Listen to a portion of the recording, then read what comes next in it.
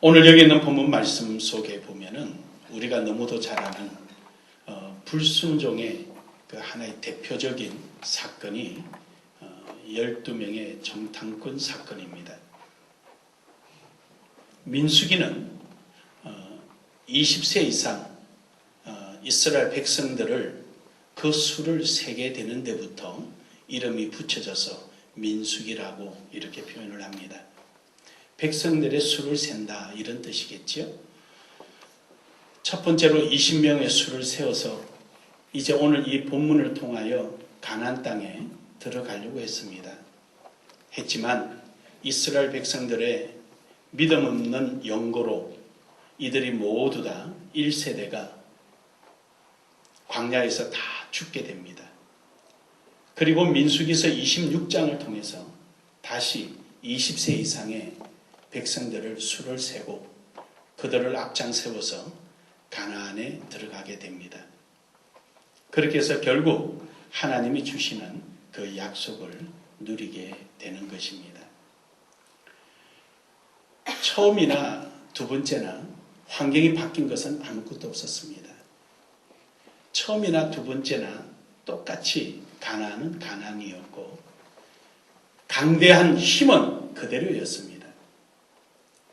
하나님께서 약속해 주신 약속도 변함이 없었고 이스라엘 백성들이 특별하게 변한 것도 없었습니다. 단지 하나 있다면 믿음이라는 것이었습니다. 첫 번째 이스라엘 백성들은 주님을 바라보지 않고 그들은 문제를 바라보았습니다.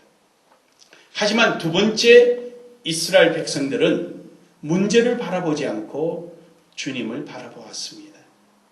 결국 이들은 주님의 약속대로 가나안에 입성하게 되고 가나안에서 이들은 하나님을 노래하기를 여호수아 23장에서 모세를 빙자하여 우리에게 안 이루신 것이 하나도 없다라고 그들은 자랑하게 됩니다. 사랑하는 여러분, 여러분은 무엇을 바라보며 살아갑니까?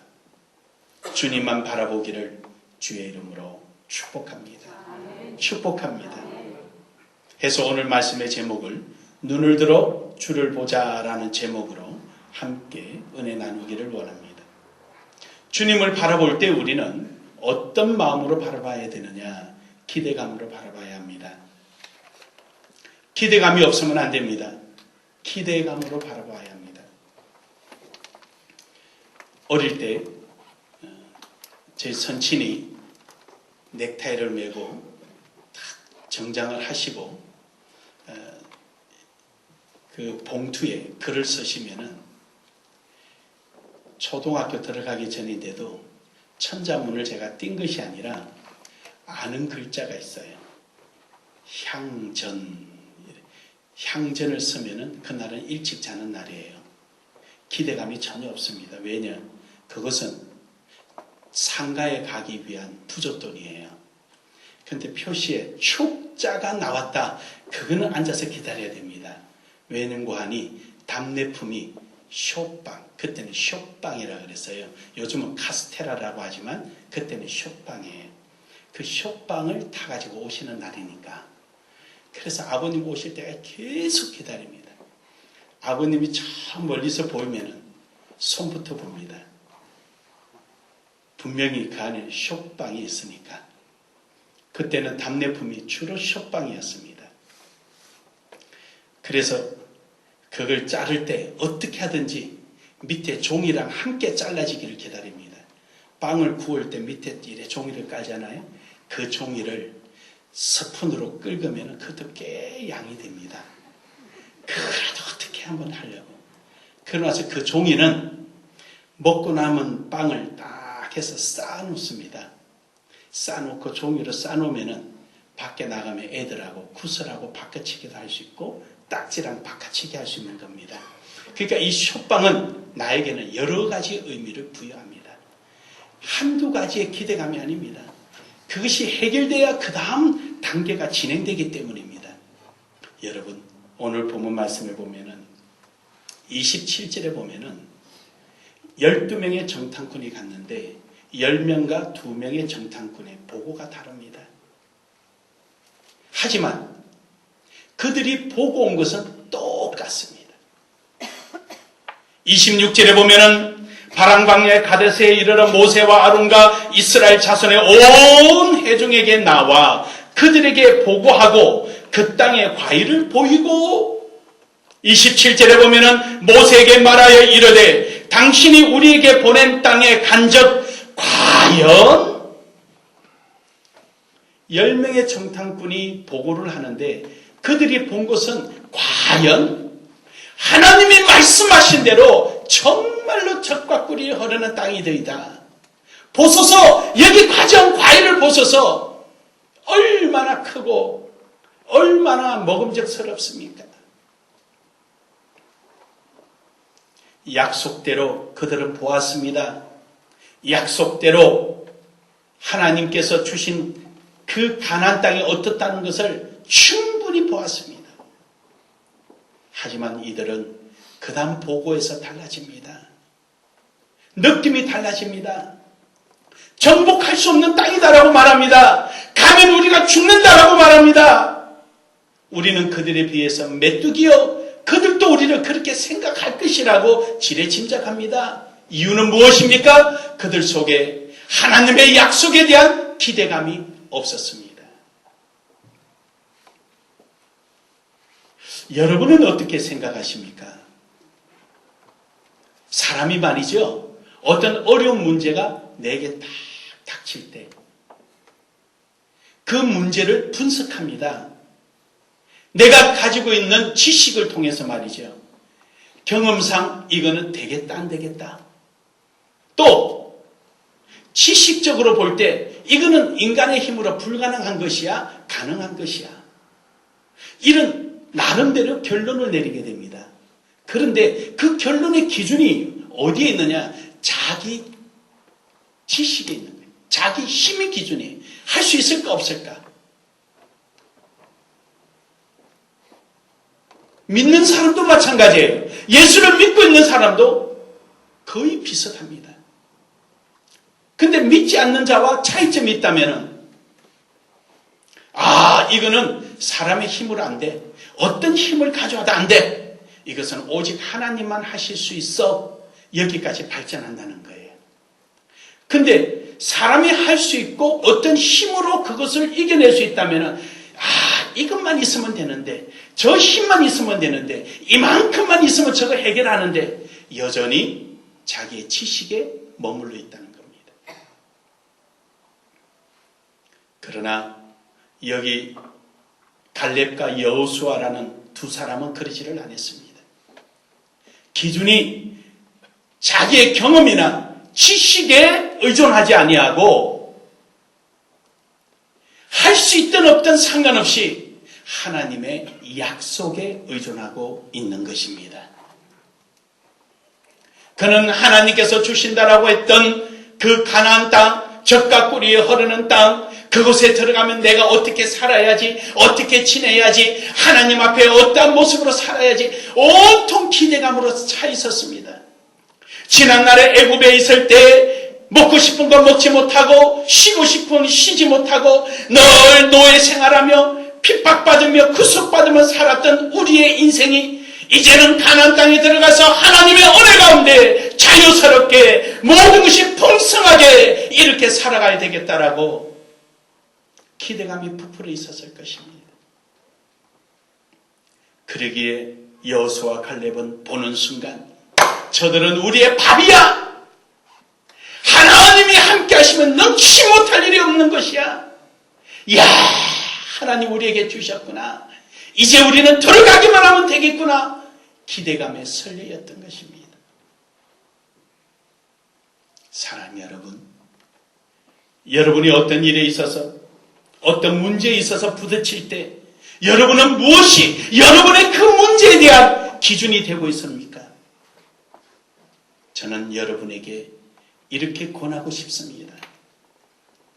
갈렙과 여호수아처럼 나를 통해서 하나님의 역사하시고 나를 통해서 이 세상이 감당하지 못하는 하나님의 위대한 역사를 나타내실 것이라는 기대감을 갖고 그 문제를 바라보시기를 주의 이름으로 축복합니다.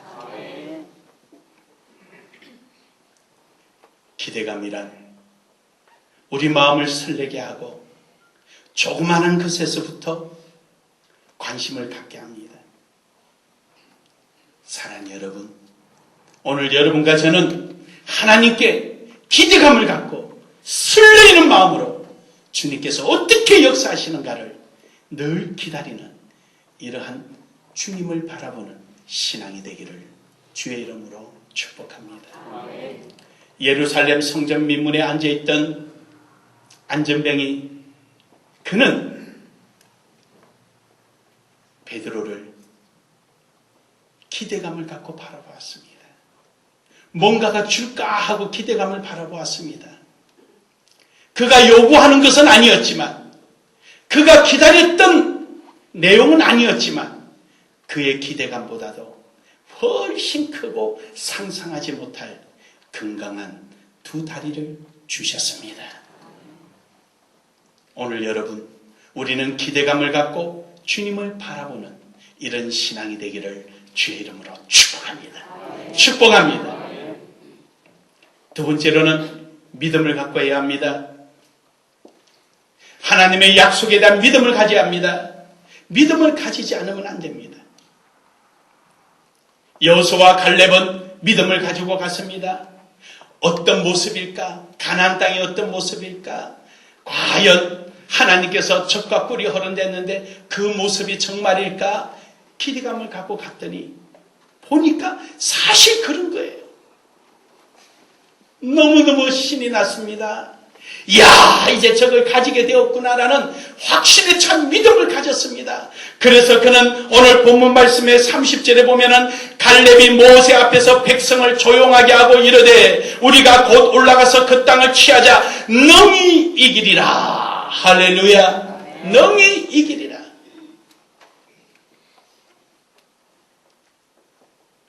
우리가 가지는 칼로 이길 수 있다고 말하지 않았습니다. 우리의 힘으로 이길 수 있다고 말하지 않았습니다. 하나님이 하시면 능히 이길 수 있다는 것입니다. 하나님의 주신 약속, 그 약속을 믿고 나가는 여러분 되기를 주의 이름으로 축복합니다. 민수기서 23장 19절에 보면은 하나님은 사람이 아니시기에 거짓말하지 아니하시고 회개라는 그림자도 없으시고 후회도 아니하시고 하나님이 행하시는 것은 못하심이 없다고 말씀하셨습니다. 이 사실을 믿으시면 아멘 합시다. 아멘. 이걸 믿으시면 아멘 합시다. 아멘. 하나님은 하십니다. 여호수아 21장 45절에 보면은 여호와께서 이스라엘 족속에게 말씀하신 것이 하나도 이루지 아니하심이 없다고 말씀합니다. 그들이 스스로 고백합니다. 하나님은 우리에게 주신 그 약속을 반드시 이루시는 분이십니다. 이것을 우리는 믿어야 합니다. 바디메오라는 사람이 있었습니다. 그는 평생 동안 볼 수 없었습니다. 누구도 그에게 관심도 가지지 않았습니다. 어쩌면 그 역시도 눈을 다시 뜨리라라고는 상상도 못했을 것입니다. 당시에 눈이 먼 자가 한둘이었겠습니까? 많이 있었습니다. 예수님이 능치 못할 일이 없으신 분이란 사실을 다른 소경들은 몰랐을까요? 안 들렸을까요? 아니요. 그들도 들었을 것입니다. 한데 바디메오는 다른 소경과 차이점이 있었다면 그 소문을 믿었다는 사실입니다. 예수님에 대해서 믿었다는 사실입니다. 그러기에 그는 그에게 다가온 예수님이 지나신다는 그 소리에 그의 온 힘을 다 매달려서 전심으로 예수님께 나아갔습니다. 결국 그는 두 눈이 떠여졌습니다. 사랑하는 여러분, 우리 주님께는 능치 못할 일이 없었습니다. 믿는 자에게는 능치 못할 일이 없도록 역사하시는 분이 바로 우리 주 예수 그리스도입니다. 그분은 하나님이십니다. 그분은 하나님이십니다. 그분은 모든 것을 하실 수 있는 전능자이십니다. 우리는 바로 그분을 믿고 있는 것입니다. 믿음으로 나아가는 여러분 되기를 주의 이름으로 축복합니다. 믿음이 없이는 하나님을 기쁘시게 할 수 없다고 말합니다. 이 말을 역으로 한번 뒤집어 볼까요? 하나님은 여러분과 저에게, 여러분과 저를 통해서 이러한 역사를 이루고 싶어서 하나님은 기다리고 계십니다. 그 일이 이루어질 때 하나님은 영광을 받으시고 기뻐하시는데, 여러분과 제가 믿음이 없어서 그 앞에 나아가지 못하고, 믿음이 없어서 하나님께서 기대하는 그 기대감을 충족시키지 못한다는 것입니다. 그러나 우리 나눔의 교회, 우리는 믿음으로 주님 앞에 나가기를 바랍니다. 우리 나눔의 교회를 통하고 여러분을 통해서 역사하실 하나님의 그 원대한 꿈들을 이루는 일에 여러분과 제가 믿음으로 나아가서 하나님의 기쁨이 되기를 주의 이름으로 축복합니다. 축복합니다. 우리 나눔의 교회가 짧은 시간에 여기까지 올 수 있었고 선교에 그렇게 매진할 수 있었던 것은 아무것도 아닙니다. 하나님의 약속에 대한 믿음이었습니다. 왜 전들 갈등이 없었겠습니까? 옛날에 큰 높은 이자 비용이 발생되고 뭘 어떻게 해야 할지 모르는 그런 환경 속에서도 선교를 해야 되나 말아야 되나 왜 갈림길이 없었겠습니까? 하지만 선교를 해야 하기에 우리는 가감하게 하나님의 의를 쫓았습니다. 그럴 때마다 하나님은 고비를 넘겨주시고 그럴 때마다 하나님은 역사해 주시고 오늘의 이처럼 풍요롭게 생활할 수 있도록 허락해 주신 것입니다. 많은 분들은 나눔의 교회를 쳐다보면 상상이 안 간다고 합니다. 그러나 우리는 알고 있습니다. 우리는 알고 있습니다. 그 비밀은 믿음이었습니다. 믿음이었습니다. 하나님의 약속을 붙들고 믿음 그 하나였습니다. 그럴 때마다 하나님은 역사하셨습니다. 마지막 세 번째로는 우리는 순종하는 마음으로 주를 바라봐야 합니다. 주님을 바라보되 기대감을 갖고 하나님께서 주시는 그 환경이 내 생각과 다르든 또 어렵든 간에 믿음으로 받아들이고 순종의 발걸음을 내디딜 때 하나님은 역사하십니다. 아멘. 여러분, 나만 장군이 요단강에 가서 몸 씻으라 그러니까 요단강은 자기네 나라에 비해서 하루입니다. 이 똥물에서 내가 지금 몸을 씻어서 낫겠느냐? 우리나라에도 더 좋은 물이 있다. 왜냐? 그는 상류니까 훨씬 더 물이 깨끗하거든요. 그러나 그가 순종하자 7번 물에 담궈서 나오자 깨끗해졌습니다. 행함이 없는 믿음은 죽은 믿음이라 그럽니다. 기대감까지 좋습니다. 하나님이 주시는 환경을 믿는 것 좋습니다.